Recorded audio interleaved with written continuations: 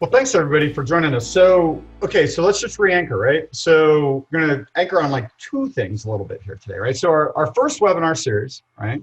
For anybody who didn't join us, and if you want that link, Candace or Tim can send it to you. We did this like set of stuff around like what I call like the physics of Agile, right? And that was all around like what has to be true in order to achieve the benefits of agility, right? And so we talked about things like trust and trustworthiness. We talked about encapsulation and orchestration, being able to deal with risk and uncertainty, the ability to be able to balance capacity and demand. So we went like really into some like raw fundamentals. And then what we're doing in this particular series, and for anybody who's been hanging with us for the last couple of weeks, it's really about this idea of the business drivers. And we started with the idea of predictability. We went to quality. We went to cost savings. And this is the one I was most worried about because it's a really difficult conversation to have in Agile because, you know, so many of you guys are working in organizations that are super overloaded. So like pulling costs out of the equation is usually not the right place to start the conversation. We're going to get into early ROI today, and then we're going to pivot a little bit and we're going to go into innovation and we're going to go into product fit. And when I came up with this list, gosh, 5 or 6 years ago, it seems like I've been talking about this for a long time. What I was starting to see like kind of in market was that everybody, you know, who we get excited about Agile, right? We get excited about the human benefits and the cultural stuff and the mindset stuff. And, you know, we talk a lot about adaptability and the ability to respond to change and, you know, just, you know, invent great products for our customers and things like that. But back in the early days, and even so much now, it's like a lot of times organizations just want to be able to make and meet commitments and they see Agile as a way to do that. Or they want to deliver with high quality and they see Agile as a way to do that.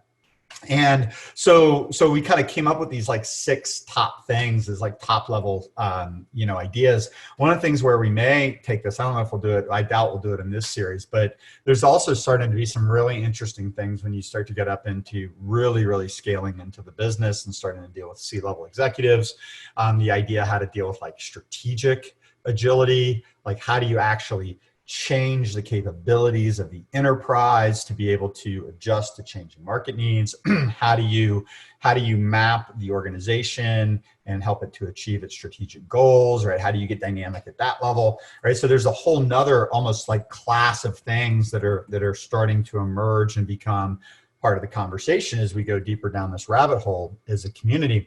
But one of the things, okay, so that kind of like anchors where we're at here, right? So we're sitting here right now, we're kind of like in this early ROI conversation.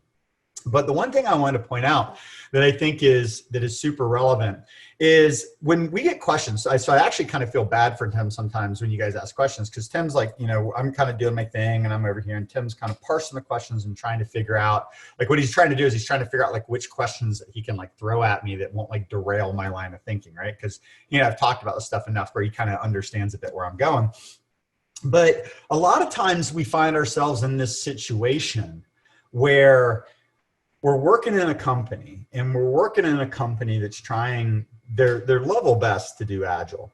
And the conditions are just not right to be able to do some of the things I'm talking about. And so the tension that I'm really very intentionally trying to set up is this idea of you have to create the right conditions for some of this stuff to work. And so a lot of times the questions that I get, well, like, it's a little bit like, well, how do you do Scrum if you don't have product owners? And I'm kind of like, you don't, right? I mean, because Scrum just by definition requires that you have a product owner. And then you start getting these funny conversations where you say things like, well, okay, well, what if I put a business analyst in the role of product owner? What if I put a project manager in the role of product owner? What if I put a product manager in the role of product owner? And then you start getting into like trade-off kinds of conversations, right? And those are perfectly valid conversations. but it's like what we want to try to do is to avoid like impossible questions.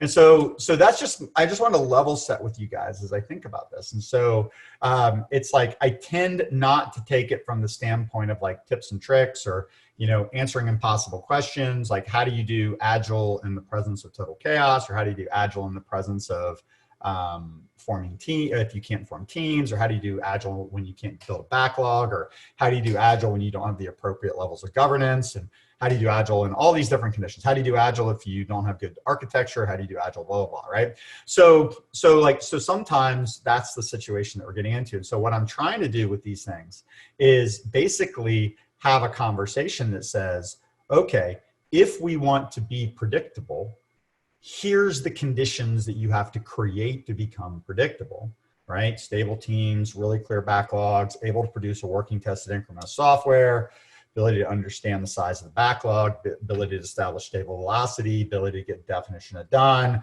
right? All those kinds of things, right? That's the stuff that leads to predictability. And the way that I kind of look at the world is if you don't have those things, it's not that you can't achieve some benefit from Agile, right? It might be better than what you're doing now, but the reality is you might not be predictable, right? So if you're promising predictability, what I'm asking you to do is to understand what conditions have to be created for the organization to be predictable. And then once those conditions are created, you can use Scrum to enable that delivery model. Or sometimes, right, you can install Scrum and then, you know, remove impediments, and then you can work yourself into predictability, but you have to know which impediments that you're trying to remove. So that's like my fundamental bias, is that we have to create the conditions for the business benefits to exist. And that's why as a company, you know, I chose when I started leading Agile to really focus on transformation rather than just teaching people methodology, because what I was observing is there's a lot of people that are applying methodology into places where the conditions weren't right to get the business benefit from that methodology. And so if we can get the conditions right and then overlay the methodology on top of it, I think we win. Okay. So let's talk about early ROI. Let's jump into this, right? So early ROI, this often gets expressed differently than early ROI. What it often gets expressed as is I want to be able to do things faster, right? They will say things like, I think Jeff Sutherland wrote a book that was something like, I actually wrote it down, like twice the work in half the time, right? That kind of a thing. So like 2x the work, 1/2 the time, right? And that's like valid, right? Because people are looking for efficiencies. They're looking for ways to get things into market faster.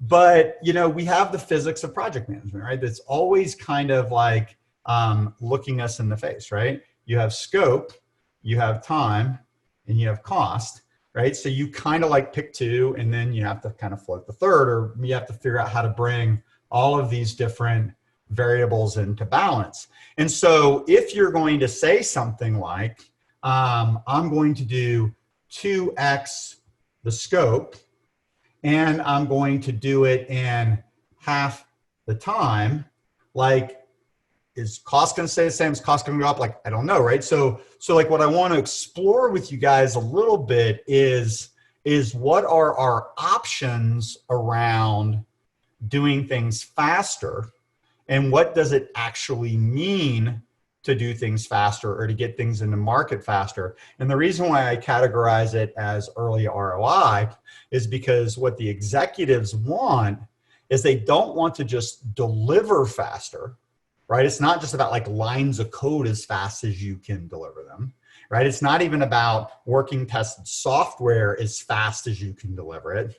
It's really about what is that combination of working tested software that we can put reliably in front of a customer so that we can start charging money for it, and we can start, you know, obviously getting revenue to fund further development, but we can also start to get that product in the hands of paying customers faster so that they can start to give us feedback around it.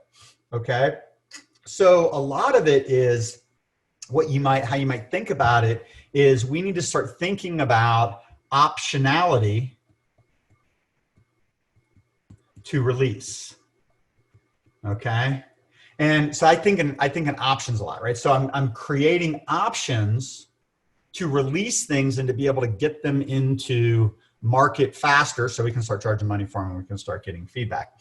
So like a lot of things, we're gonna build from kind of the atomics of this, and then we're gonna start talking about how do you like deal with it at scale and different things.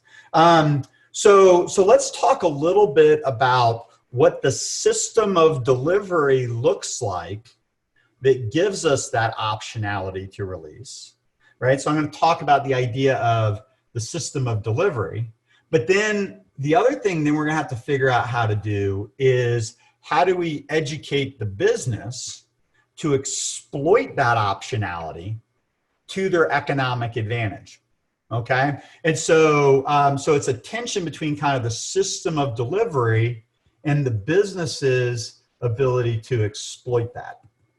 Okay, and we find that both of these can kind of become a problem. And like, let me give you a for example, like let's just at the simplest level, let's say we had a really well-functioning Agile team that knew how to operate off of a well-defined backlog that could produce a working tested increment of product at the end of the sprint, right? And life is good. But then we have the business that is approving big giant projects that are long, cost a lot of money, and they aren't willing to do anything with it until the team is totally done. You kind of go like, well, how am I going to be faster? Like what things are going to contribute to being able to do that, right? So let's go back to the team's backlogs working tested software thing, right? So what gives me optionality to release at the team level is, you know, again, things we've talked about, right? So there's not a whole lot new when you get under the mechanics of this thing, right? So I want a complete cross-functional team that owns its technology stack, that has very few dependencies, highly encapsulated, you know, has everything and everyone necessary to be able to deliver the product. And I want that team to be able to establish a stable velocity.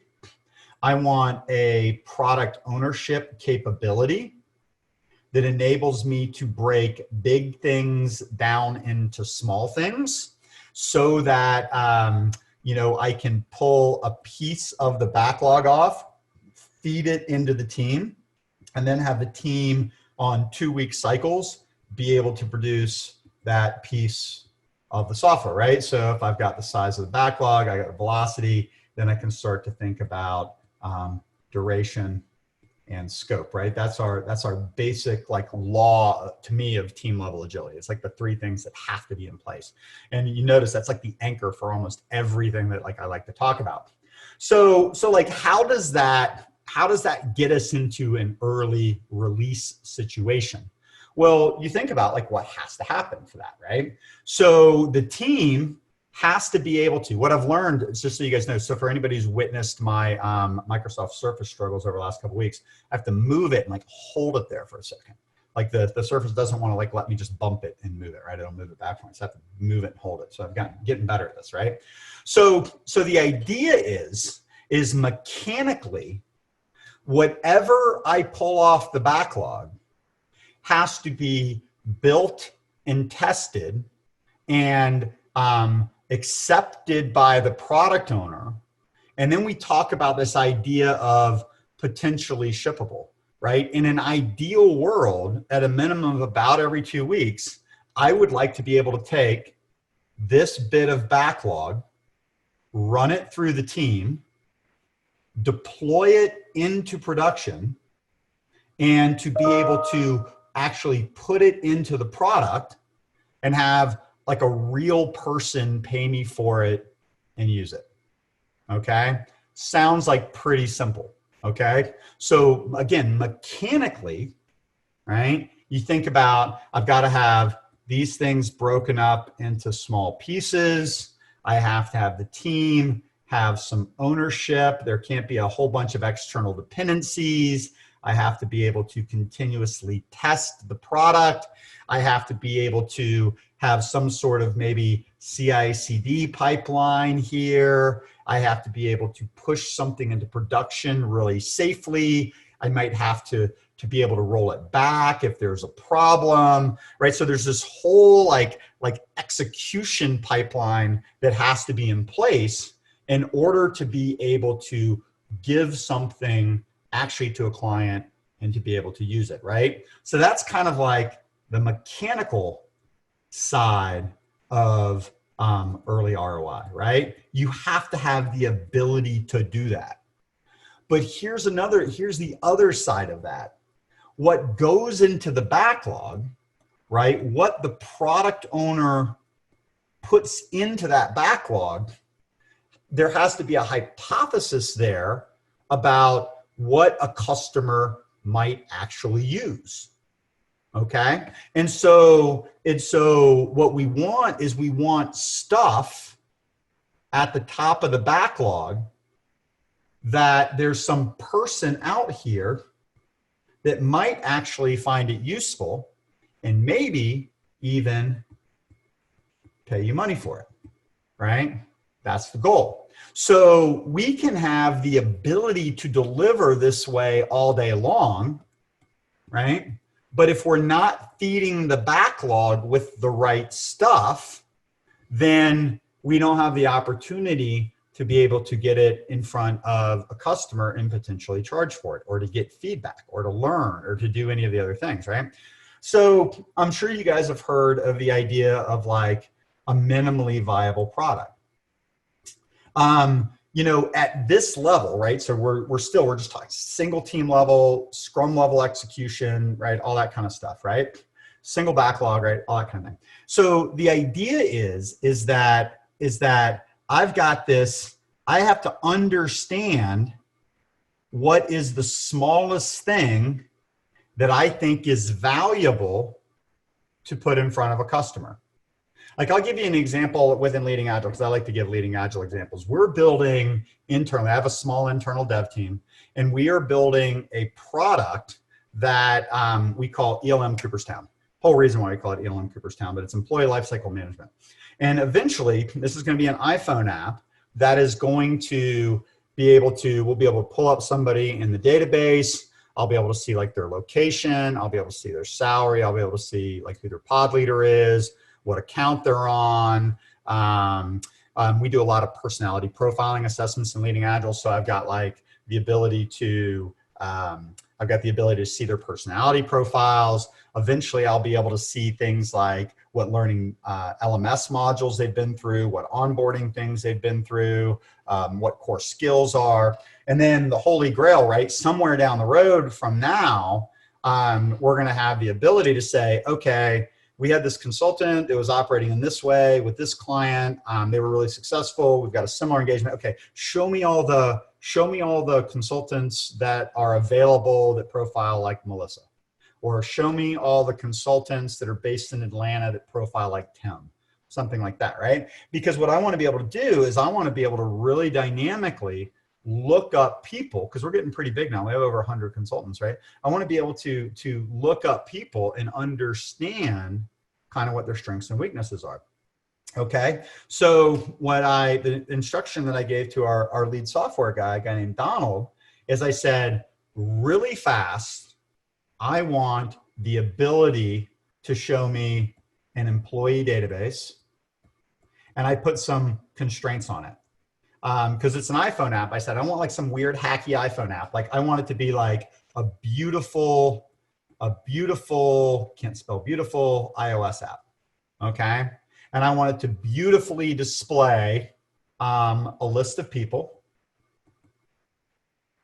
I want to be able to search, and I want to be able to have just on a name, and I want to be able to see some basic information. And I want to be able to see, there's one assessment we use called color code that I think is really super valuable. We could do a whole talk on that. That would actually be a pretty interesting talk. This whole thing called color code, I want to be able to see somebody's color code. So within like a matter of weeks, it wasn't like a super long time, I had this bit of stuff on my iPhone. And I am telling you, one of the most valuable things, right, I use on any given day. I use it probably 5 times a day because I'm constantly doing one-on-ones with people and talking to people, and we're making decisions about staffing and, why maybe somebody's struggling here or not struggling there. We're not getting the performance we want or behavior we want or something like that. I use this thing 5 times a day, every single day, and it was delivered in something like 4 weeks, okay, in his spare time, right? Super, super valuable. Not nearly the vision that I anticipate having in this product a year from now, but what it does today, it does beautifully, and it does it with incredibly high quality, and it's super, super valuable, right? And that's the kind of thing I'm talking about, right? So if I had this delivery capacity on my team and my organization that could, dedicated team, dedicated technology, really clear backlog, the ability to produce a working tested software every sprint, like whatever. But I was sitting here as the product owner going, you know what, Donald, this is never, I don't want to release anything until we can get everything. Then I don't get anything actually early, and I don't get any value from it. So the tension on that dimension, the tension on that dimension kind of runs. The tension in that dimension is that the product people have to orchestrate and sequence the backlog in such a way that everything is like getting to like an MVP or incrementing the MVP. Okay. So you create the conditions for delivery, and then you have to teach the business how to exploit those conditions so that you can actually get the return. I imagine you guys see this quite a bit. It's like what starts to happen sometimes, and this is really the core of the Elevate Agile conversation that we're starting to have. We've really learned a lot trying to talk about this over the last year, is that there's a lot of people out there that have built these really sophisticated Agile delivery models. But the reality is that the business doesn't really know how to exploit it to get things in market early. So while we can do Agile, because we're still kind of dealing with project-based funding models, we're still dealing with large batches, annual cycles, right? All these different things. Nobody's thinking through, how do I decompose this work and put it in front of customers as fast as we possibly can? Then this really great Agile delivery capability that we've built goes really underutilized. So the promise of Agile as a team level or even an enterprise class delivery model doesn't really realize the promise until the business understands how to exploit it. Okay. And so that example that I just gave you guys is like really simple, right? That's a single team. It's really actually non-revenue generating piece of technology, right? Very little pressure on that team to perform at any kind of rate. I'm the product owner. I'm the guy that's funding it, right? Really super simple.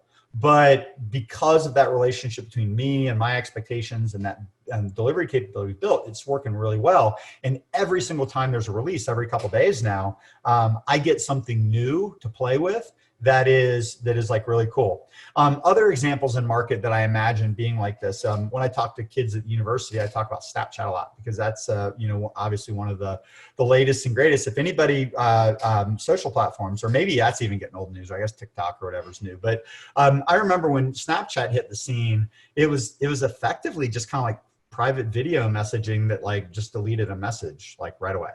As I recall, right? I was not an early adopter of Snapchat because at the time, as a parent, right, everybody was like, oh no, Snapchat, right? That's how kids are sending inappropriate pictures to each other, right? So where nobody gets busted, right?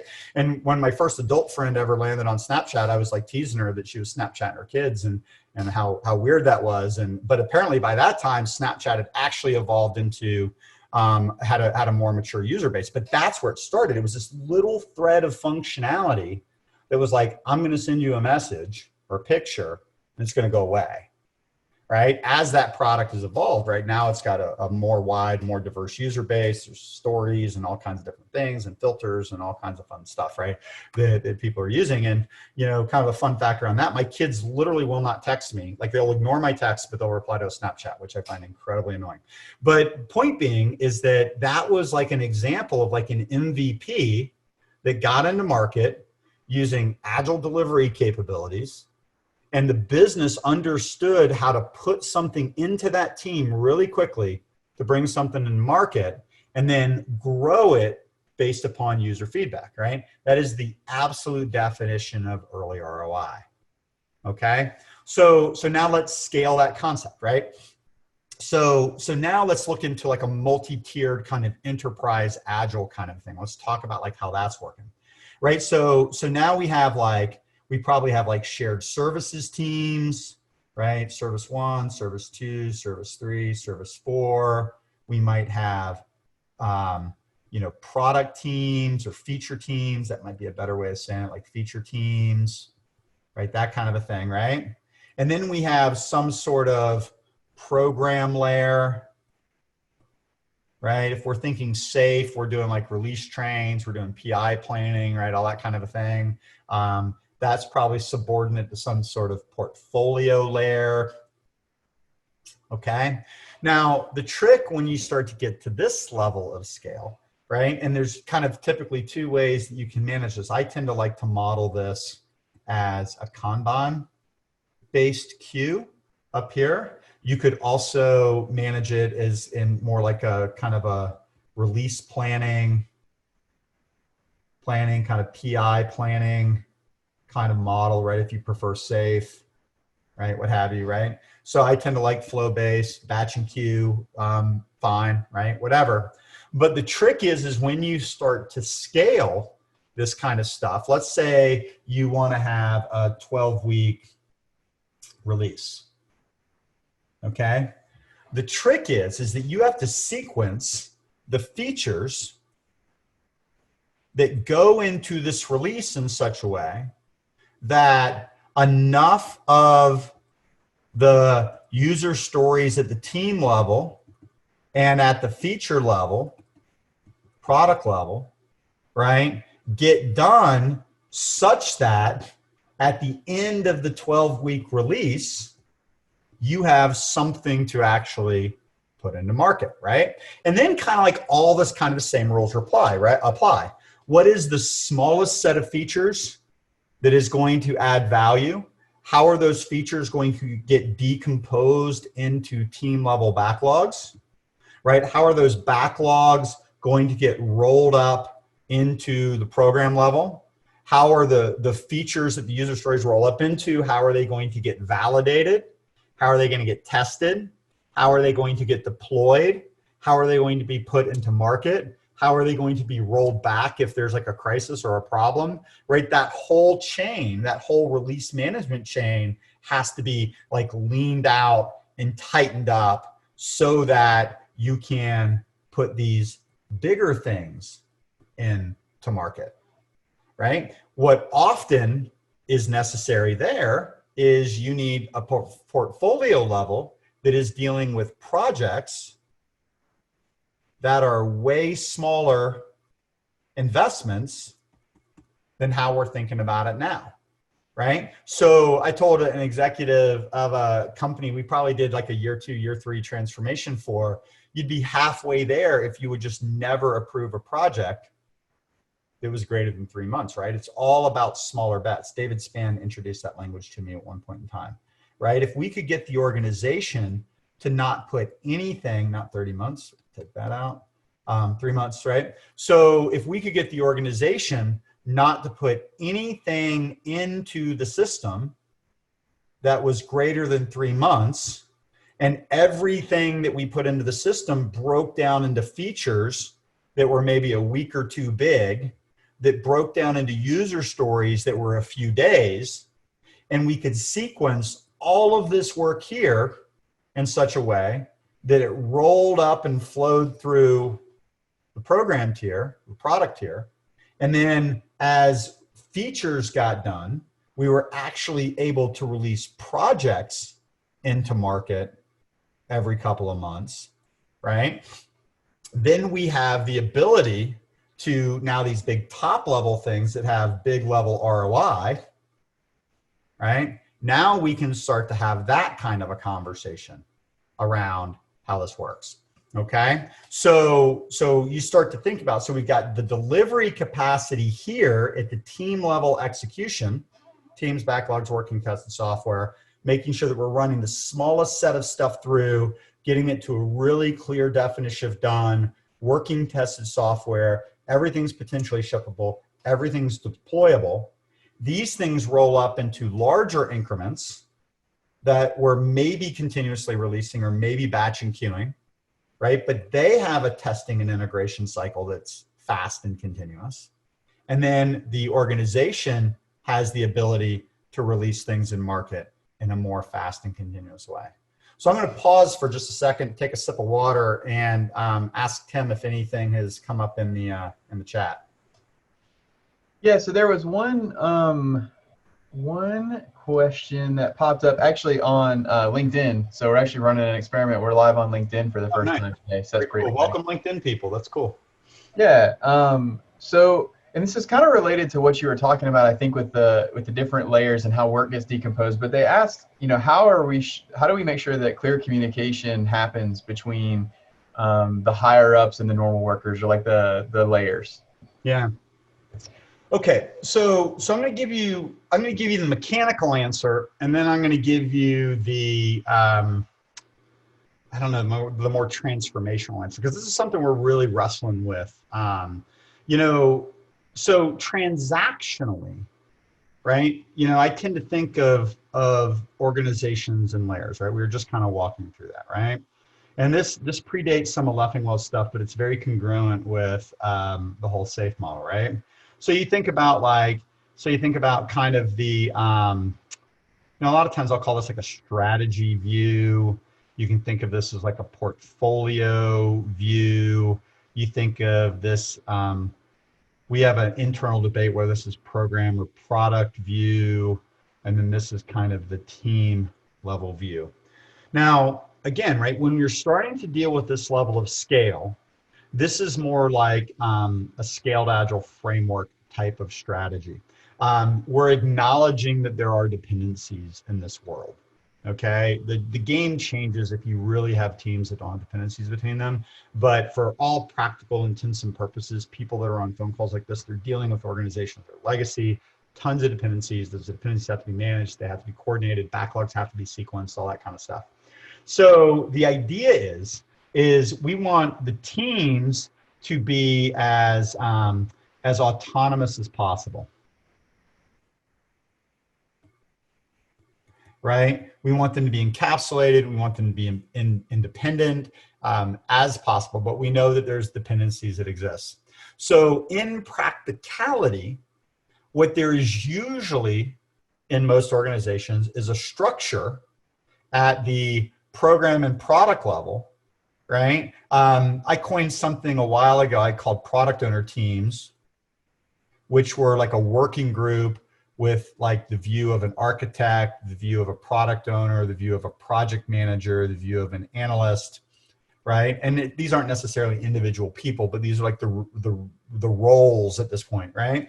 And so what we were doing, and this is a construct that's really survived over the last few years, and is sometimes even the secret sauce in an early stage transformation, because there's always a tension between, you've got teams down here that are just trying to get the work done, and they have a really hard time paying attention to what their sprint commitments are, versus dealing with cross-cutting concerns, dependencies between teams, forward planning, right, all that kind of stuff. And so a lot of times what we'll do is we'll kind of shift and parse apart the forward-looking stuff and the dependency management stuff from the backlogs and the getting the work stuff done, right? So you have this layer of people that are chartered, in effect, to do forward planning and dependency management. Right? How far forward you plan and how much dependency management you do depends upon the complexity of your system and commitments to clients and all kinds of different things, how stable and predictable you need to be, all those things, right? So in short, right, these guys might work on a weekly cadence. These guys might work on a daily cadence, or maybe a bi-weekly cadence, right? If you talk about like planning, these guys are maybe on like a release cadence in terms of kind of their planning and focus. A lot of times we'll do something very similar up here at the portfolio level, right? A group of people that are making portfolio level decisions, right? Same kind of thing. Like, how are we going to break up work into 3-month batches? Like, how are we going to manage investment decisions, right? All those kinds of things. And then there might be an integration up here at the strategy level, which basically says, how are these initiatives tying up into strategic objectives? Okay. And the idea is that as you go up the stack, it's lighter weight, it's less full time, it's on longer cadences, right? And it's more abstract. The word I like to use is it sets constraints, right? So it's like the upper layers set constraints for the lower layers. They set boundaries, investment increments, high level requirements, that kind of a thing, resource allocation. So ultimately, when you get down to the team level, right, the team level backlogs roll up into the program level backlogs, roll up into the portfolio level backlogs, roll up into the strategy level backlogs. Okay. Then as feedback comes up, right, as things get done, we inspect and adapt at each level, right? And if you're like a lot of people, you're probably going, well, Mike, gosh, that sounds like really super heavy. That's safe. It's just the old organization. It's not new. Like, I got it, right? Dependencies are not your friend, right? So if you want, right, and this is where I get to all the time, like, if you want teams that operate totally autonomously, right, got it. Like build your organization that way if you can, right? I think about, like, I'm not an expert in the Spotify model or the work that Henrik Nieberg and those guys have done over there, but I kind of envision, right? I think Amazon's a little this way. I kind of envision, there's somebody, and this is way oversimplistic, right? But you have somebody who has kind of like, or a team that has stewardship over the portal. And then you've got teams that have stewardship over, like, the different widgets and the different selectors and the different, like, whatever. And, they've architected the solution where this piece can deliver independently of this piece, independently of that piece. There's probably some release level coordination going on, but they've architected the system in such a way that the dependencies between the teams and the technology they're working on are relatively independent or require minimal coordination. If you can, on top of that, basically go like, okay, not only are they independent technologically, but we're going to give them minimal constraints, or just maybe like style guide kind of guidance on, like, what does it need to do, right? So there's no coordination of requirements. Then you can build systems where all this stuff just totally operates without any governance whatsoever. But if you have an architecture that's not built that way, if you have an organization that's not built that way, and you're seeking early return on investment kinds of characteristics in the organization, then what you have to do is you have to get as close as you can, and you have to understand what the mechanisms are that allow that, right? And so that kind of like just drives the point home. If I've got like this kind of, quasi Spotify kind of thing going on where each little widget in the UI is totally independent, or the iOS team is totally independent from the web team, or the desktop team, or what have you, and there's teams of teams within that, right? So if all of those things are truly independent or very minimally coordinated, those teams can deploy and put features in the market and get feedback from customers based on usage, and they can do it totally in real time. Awesome, right? But when you have the program and portfolio governance above it, you have to re-engineer the program and portfolio governance to basically be able to set the constraints, manage the dependencies, and then deal with it, right? So even in this kind of like a heavier world, and I've drawn this picture before for you guys too, and I'll just simplify this. We'll make it portfolio, program, and team. Right, going to get back to the idea of like minimally viable product. What's the simplest thing that you can possibly do? I tend to think about like story maps and decomposition, right? So up here at the portfolio level, we have something like an epic, or maybe we'll call it like a small project. Okay, it gets decomposed into features that operate through the program tier. Those get decomposed down into user stories that are getting assigned into teams, right? And remember the conversation we had about 30 minutes ago where we're talking about how it is the job in a small team kind of environment for, you know, the product owner to sequence work through the team in such a way that the team can produce a working tested increment of software that a customer can try and use and get value from. Very much like the example that I use with my ELM Cooperstown app, where within like 2 to 4 weeks, I could pull up a database of my people. I could see like where they were, their email address, like what their salary was, like what their basic personality profiling stuff was. I'm a year away from getting the functionality I want, but I have a very, very high value release that we're using to increment on now, right? Super, super valuable, right? Even though I'm not charging for it in the market, right? Super, super valuable for me. So what does that look like when you're starting to deal with it at scale, right? So the hard part, the hard conversation that we're having right now around business agility versus enterprise agility versus team level agility is that business agility requires a enterprise that has the ability to operate with agility. The enterprise is made up of teams that operate with agility. But in the conversation, like what's really difficult is that team level agility is necessary but not sufficient. Enterprise level agility is dependent upon team level agility, but even enterprise level agility is not sufficient. What we actually have to have is business agility, which is the wrapper of all this stuff, right? So the team level has to be agile. The enterprise has to operate with agility, but then the business has to be able to feed the system with agility in order to be able to start to realize some of this benefit at scale, right? And where we're at, right? And this is the reason why we did the enterprise or the Elevate Agile conference is what I was finding is you get out and like people would call us and, you know, you would start to have conversations about, okay, you're starting to build this argument that I'm building with you guys. And people are like, oh, well, you're talking about SAFe or you're talking about Scrum, or you're talking about whatever. I'm not talking about team level agility, I'm talking about business agility. But the reality is that team level agility precedes enterprise level agility precedes business agility, right? And so it's kind of like they're all nested on each other.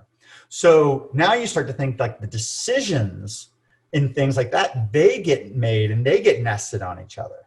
So the portfolio level guys, like they're looking out, you know, let's say 12 to 18 months, and they have business objectives, strategic things that have to be accomplished, or else maybe the stock price tanks, or we don't deliver for a key customer, or we don't realize our market commitments, or we don't deliver for a key customer, like all kinds of different things, right? But the challenge is we know that this big goal is out here 12 to 18 months. There's a tremendous amount of risk and uncertainty that's involved. So the question is how do we take these big objectives at the portfolio level and how do we break them into small 3 to 4 month bets, right? That not only enable us to like really clearly measure progress, they might actually enable us to ship. They might actually enable us to realize revenue. And at an absolute minimum, they give us the ability to get feedback, right? So we're not sitting out here waiting 18 months to get feedback, okay? So now I'm taking the top-down approach. I've got to get the portfolio, the investment decisions, the strategic alignment people to start thinking about smaller batches.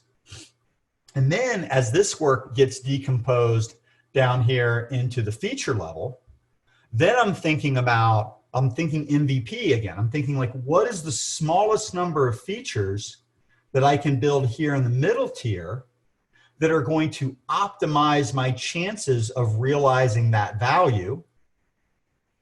And then I have to break those features down into user stories that give me the ability to figure out how am I going to do the smallest number of these user stories to get as many of these features done to get most or all of the value out of that epic, right? And we talked about this, I think we were dealing with, it was probably the risk and uncertainty module back from the first series.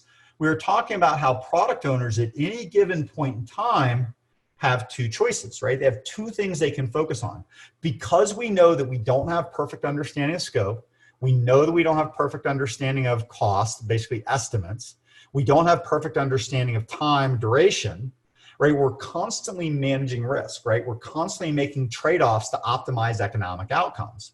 And so with the business, so I'll say the business in the large, kind of the product management group at the enterprise level, maybe the product owner at the team level, right? They're constantly making trade-offs between breadth, which is like feature breadth, like how much coverage do we want, versus depth. Okay, like how much fine-grained functionality do we want? Okay, and so getting an MVP to market, getting something in front of a customer, is a trade-off between how much of the big stuff actually represents the MVP, and then how much of the small stuff do I absolutely need to make it into the MVP, right? So I'll just build this out because I'm kind of OCD when it comes to this stuff, right? These are like little boxes. Oh, clearly don't know how to use my, look at that. Learning how to use my eraser. Okay, user stories, right? So you have this decomposition, right? So we know in market that we have to have, as maybe like up to this point, it's almost like that old DSDM thing, must have, should have, could, won't have, could have, won't have. So this is like, must be like in my must have category. This might be in my should have category. This might be in my could have category. And then anything past that, we just won't have it, right? But the depth has that kind of a dimension too, right? So at every level, we're trying to figure out what set of user stories are must have, should have, could have, won't have. Then we have like a view of that through the features, must have, should have, could have, won't have, right? And so what we're hunting for to get early ROI is the smallest set of epics, features, and their associated user stories that enable me to put something in market fast so that I can get it in the hands of the customer. And at a minimum, like we said, at a minimum, I want feedback. At a maximum, I would like to be able to charge money for it. Okay.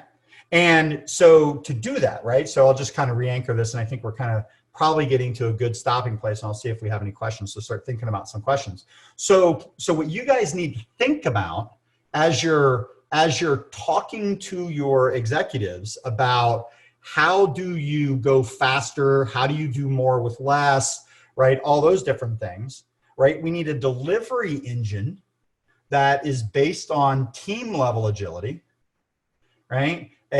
Probably, if you're dealing with dependencies and things, something at the program level, something at the portfolio level that is managing this work and dealing with feedback all the way up, right? So at every level, right, this work group needs to be able to deliver with independence. They need to be a complete cross-functional team operating off a clear backlog, able to produce a working tested increment at the end of a sprint. The program level needs to, in effect, be able to do the same thing, but that capability needs to be able to produce a working tested feature, probably on like a slightly longer time horizon, but maybe it can be done in real time. It just depends upon your ability to deliver and your technology pipeline and all that kind of stuff. And then you need the portfolio to be able to release, to have the capability to be able to release things into market, and whether it be documentation or support, there are all kinds of different things that come in above even the software level that have to be ready on a quarterly basis, right? So you need this delivery engine that can release early and often working tested software at every level. This is, again, probably sprint, 2 to 4 weeks. This is release, right? Probably 6 to 12 weeks. This is kind of program, or what's the word I'm looking for? portfolio. That was the word I was looking for. Portfolio level, weeks, we're probably looking at 3 to 6 months on the outside, right? So you need a delivery capability, a system of delivery that enables this kind of flow. But then you got to go back here and you got to educate the business on how to exploit it so that it can reduce its risk and maximize its return on investment. Because if you guys deliver the enterprise capability at the execution level, you'll have the capacity or the capability to deliver with early ROI.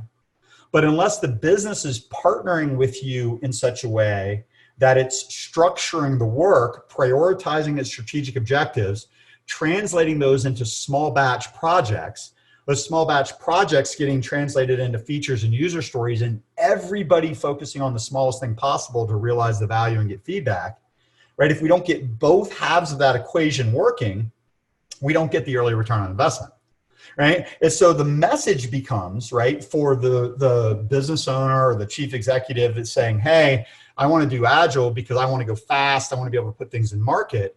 Their belief might be that if you just do Scrum, it'll be more efficient.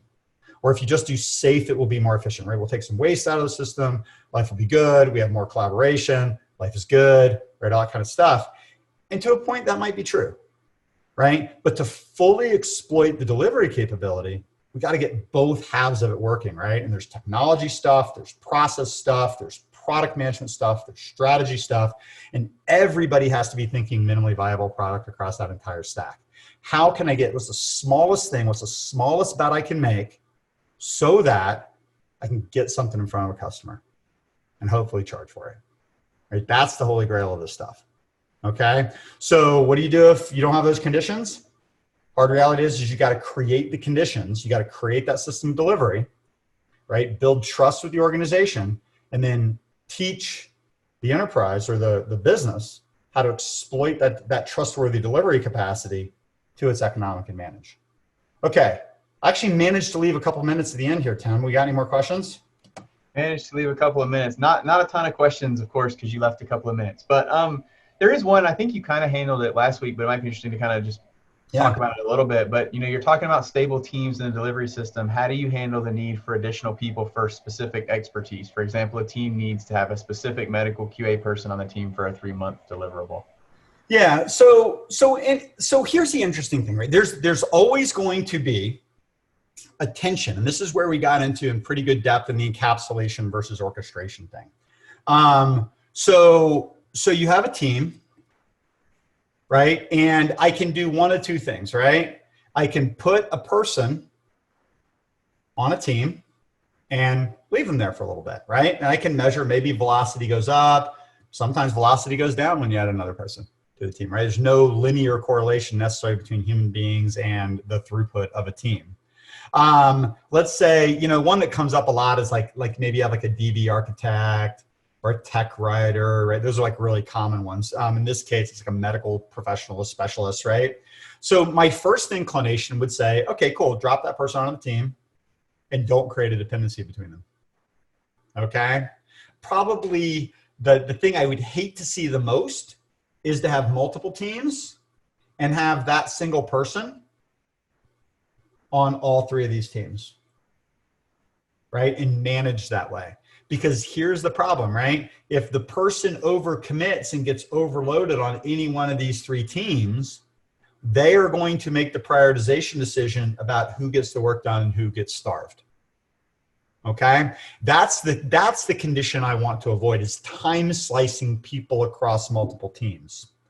What I will usually do, right? What I'll usually look for, and these are all just trade-offs, right? And it's all situationally specific, is if I have a Kanban up here that's like doing some sort of analysis, design, build, test, deploy queue, what I might do is I might take this person, if they're like a specialist and they're contributing to the architecture or design or definition of the feature or something like that, what I might do is put that person up here, right? And have them operate on the highest priority features that are coming in at this level, so that when things go down here, when they get into build, then that person's expertise is captured in the backlog, and they're an available ad hoc resource for this team. So everything is tensions and trade-offs, right? There's never a super, super clean answer. And that's why I started in the first thing with this idea of encapsulation versus orchestration. My preference is to encapsulate because that's going to give you the greatest agility. Where you can't encapsulate, you have to orchestrate.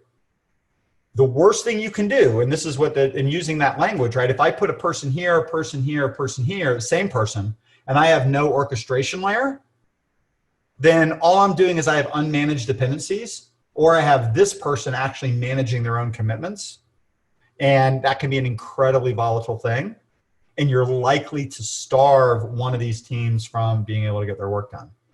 So look for opportunities for encapsulation first. And if you can't encapsulate, explicitly orchestrate. And I like the idea of doing that with Kanban. Okay. But avoid the condition where you put an unmanaged dependencies between teams. Right? That's how I hunt it down. My sister one time said, she was like, how do you walk into any organization and like have a recommendation on how they should do something or take these random questions on a webinar? It's like, because at the end of the day, these are your companies. They're your decisions to make, right? They're your objectives. Like it's your stuff, right? What I'm doing is I'm walking you through the trade-offs that you have to make. And I'm basically pointing out when you're violating the laws of physics. So encapsulate where you can, that's preferable. Orchestrate where you can't, that will reduce your agility. But if you choose to time slice people and create an unmanaged dependency, you will likely create chaos. And you can do that too, right? I just don't recommend it. Right?